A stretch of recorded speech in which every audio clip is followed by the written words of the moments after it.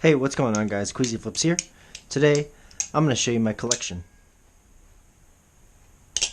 I've separated it into 3 groups here, 8 of which are ballad songs that I want to keep, 3 of which are ballad songs that I'm currently trading, and 4 of which are pocket knives. We'll start off with the Kraken Trainer. This guy has obviously been very beat, served me very well. Overall, very solid product from Squid Industries. One thing that I'm not the biggest fan of is how handle biased it is. Specifically, the trainer blade is lighter than the Tonto blade, which is also lighter than the Bowie blade. So, you know, the weight distribution on the knife varies depending on the blade. I prefer the Tonto version, but the trainer version is a bit heavy, which is why some people like to shorten it. And I'm actually pretty curious about it. I know it's kind of an unpopular opinion for people to do, shorten their Kraken. Some people don't think it looks very nice, but I don't know, maybe the weight difference will make it worth it. It's something that I want to do.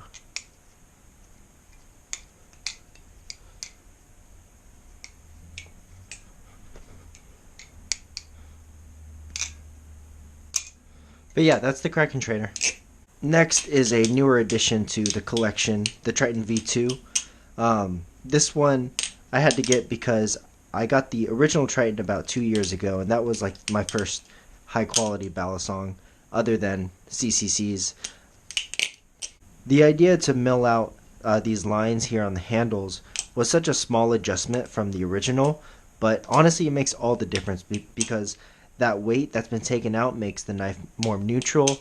Overall, really good improvement, and I was pleasantly surprised at its performance.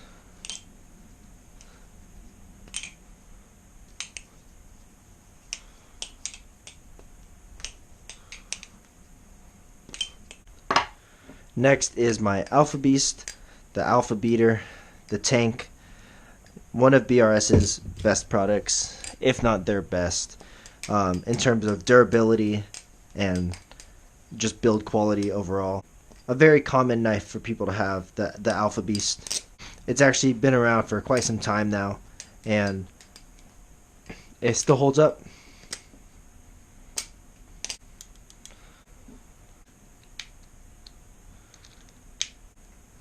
My pivots sometimes back out, which is kind of annoying.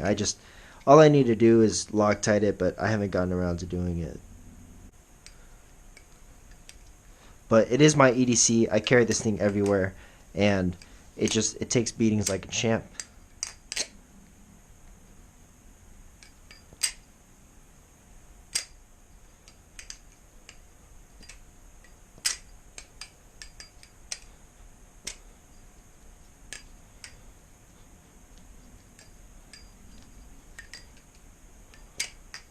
What makes mine special is the fact that it's actually a channel Alpha Beast that has been milled out to kind of replicate the construction of a Gale, where it's technically a channel construction that mimics a sandwich construction.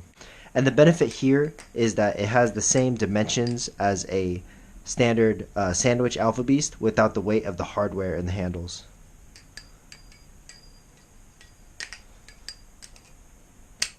But yeah, that's my Alpha Beast.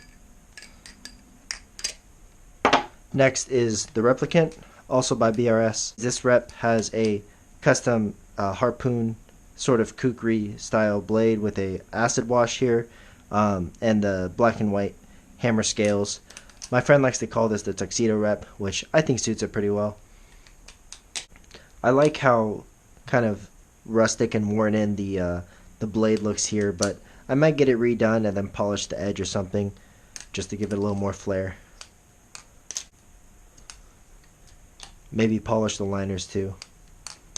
I enjoy the hammer scales because they're pretty squared off, and the insides here are really grippy, and you're able to catch it with your thumb pretty easily.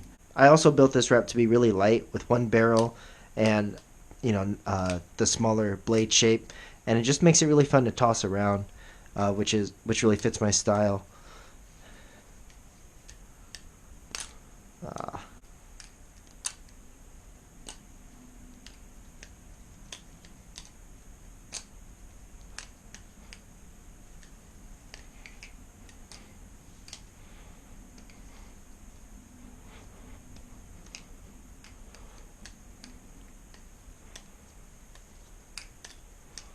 Yeah, all of these are knives I just literally cannot put down.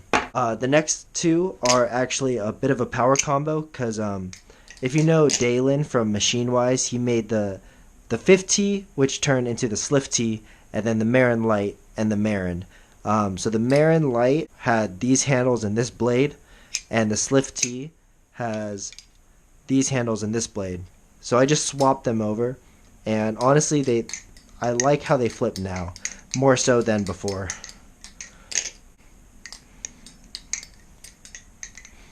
Whoa. I barely peeled off the first layer of my skin.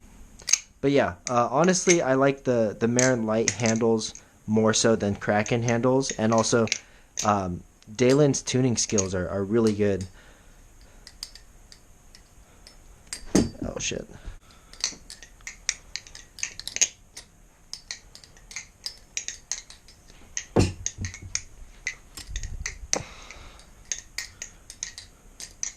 One day I'll be able to do doubles.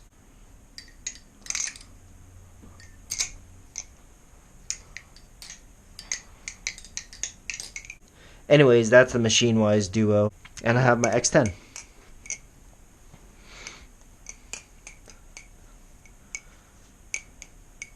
This one's really rad.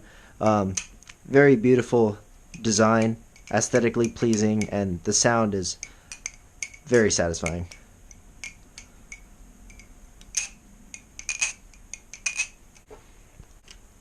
Also, lubricate your bellies. It makes the sound pop.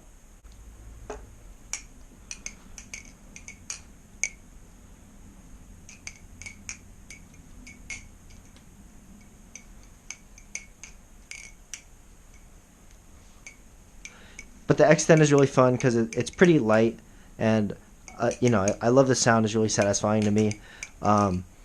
What's pretty cool is that he offers a wide variety of spacers, both in material and length. I have the lightest material and the shortest length, and it's still a little handle bias, which is easy to get used to, but I prefer a more neutral knife.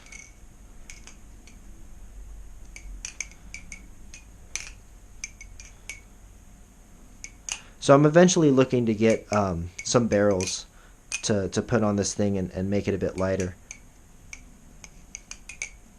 But that's my X10. Then I have my PDN.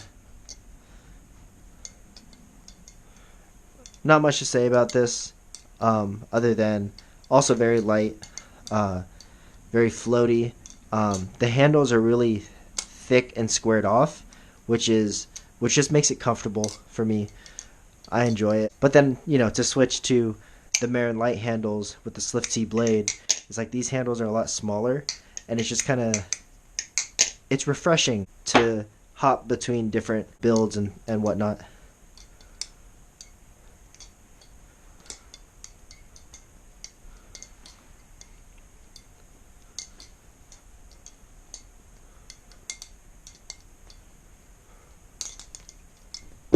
Yeah, but this one is also very pretty to look at. It reminds me of a samurai sword.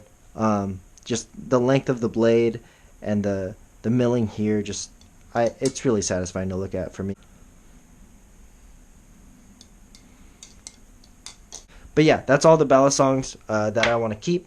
Moving on to the knives for sale and trade. First off, we have the Channel Barebones, which is honestly what I think they should have done in the first place. This one flips way better than any other bare bones out there. Next would be the tie bones, and then the stainless steel one.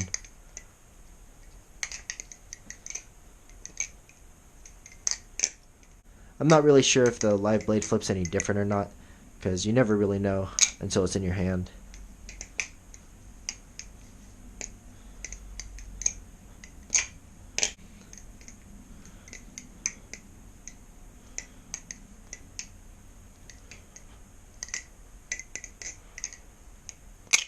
But yeah, that's the Channel Barebones. It's very fun, very light. Kind of similar to the Marin Light and the Kraken. It's pretty similar to a Kraken, except it's not as bouncy, I would say. I also have the Purge here. One of the coolest blade shapes I've ever seen on a knife. The only reason I want to give it up, it just, I don't know, it just doesn't click for me. Like, it's a weird feeling when you have a ballad song that really fits all of your preferences, and it's like, man, I don't want to give this up, versus one that doesn't, and you can't quite put your finger on it. You just know that it doesn't fit your style exactly. But not to say that it's a bad knife or a bad flipper. It's great. Everything about it is perfect. Perfect tolerances, perfect swing, everything. It just, I don't know, something about it. Yeah, but this one is the sandwich version. It's just on one barrel right now, so it is the most neutral I can get it to. You know, if I put it in on the lower hole here, then it would be a little handle heavy, handle biased. Also, I need to give it up because I don't need this many. I do like it, don't get me wrong. It's a great flipper, but it just doesn't deserve to be on my top A list. Next we have the Elb Pro Flipper. This one is also very bouncy, very fast. At $1,000 bucks, this is what you get. It's high quality, man. Like the blade looks incredible. There's just a lot of thought put into the design, and you know, the rarity and the name all come into factor when you try to figure out a price for a ballad song.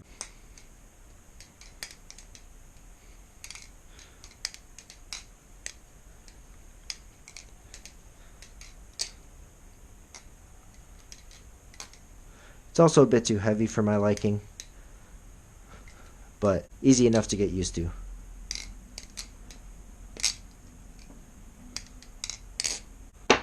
But yeah, that's all of my ballad songs.